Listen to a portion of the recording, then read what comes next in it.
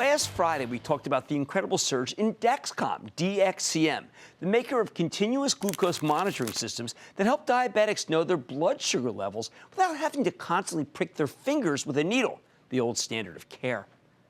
The stock rocketed up from $67 to $85 because we got a surprise development. The Centers for Medicare and Medicaid Services gave DexCom's latest device a very favorable designation, meaning very soon the government will start offering Medicare and Medicaid reimbursement for these things. Not only was that a huge positive in and of itself, but people hadn't actually expected this ruling for at least another year, meaning DexCom's numbers needed to be raised across the board. Now, today you're finally getting a pullback in this red-hot stock. It's come back to $81 and change, and if it keeps going lower, I think it would be worth buying hand over fist.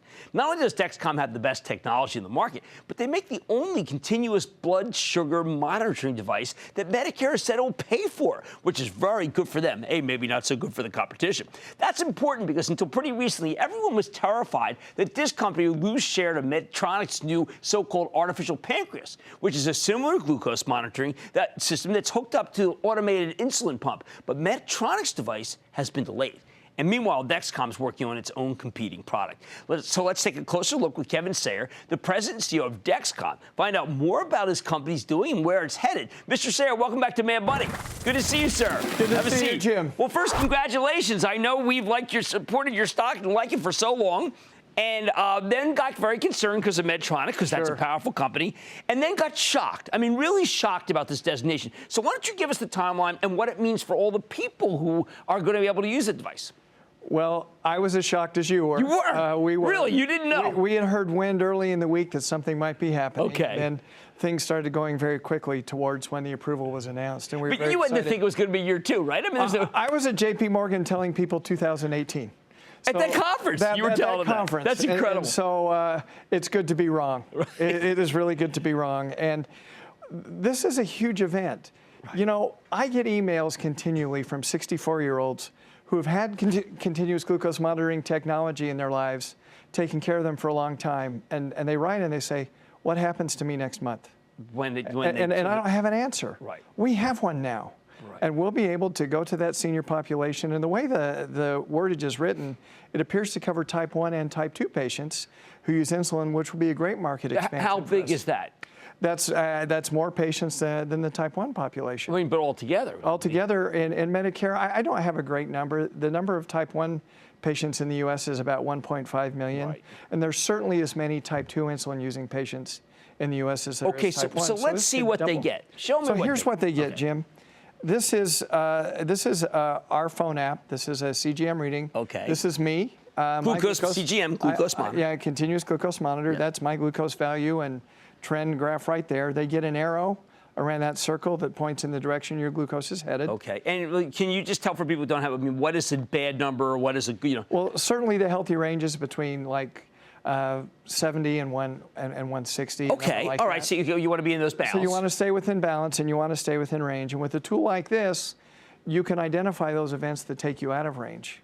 You can change exercise, you can change diet, you can change medication dosing. But this is linked to something in your body. This is not just Yes, there's a sensor, you know, that's subcutaneous, disposable sensor that lasts 7 days. It's labeled to be worn 7 days, and you put a new one in at the end of a week. Now, cost for the whole thing, if you just were to buy it in the market without? Cost for the whole thing, our average price for a sensor that lasts 7 days is between $70 and $75. So a person in Medicare, you need that coverage.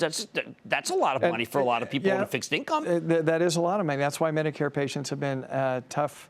It's been tough to tell them you're going to have to pay cash for this. And then there's hardware that goes with it, a transmitter and a receiver, and those add to it. But, you know, 98% of private payers cover the system, and some Medicaid programs had adopted coverage as well. So Medicare coming will help us. It'll help us tremendously. Now, when Tim Cook was here, we asked him about his priorities, about what Apple should be doing. And the thing that he kept saying was, we have to be more into the health kit. We have to do health.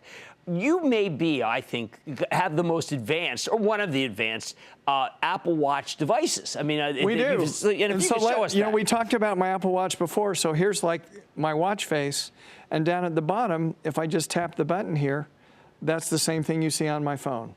So if I'm in a business meeting and I have diabetes and I want to check my glucose, all I've got to do is touch that watch, and I can look at it, and nobody really knows what I'm doing, so there's no problem. Okay, so now the other guys, I mean, there was a fear that Medtronic was going to get the jump on you now, but there are still competing products. What does this designation mean for you versus them? This designation means a couple of things. First of all, we are the only therapeutic continuous glucose monitor on the market till somebody else gets it. Okay. I would presume that there's no real rush for the other guys, because the way I've always heard that they work, if they have one, they're fine, right? Because it's like, oh, we proved that guy. And they're not in a rush to produce number 2.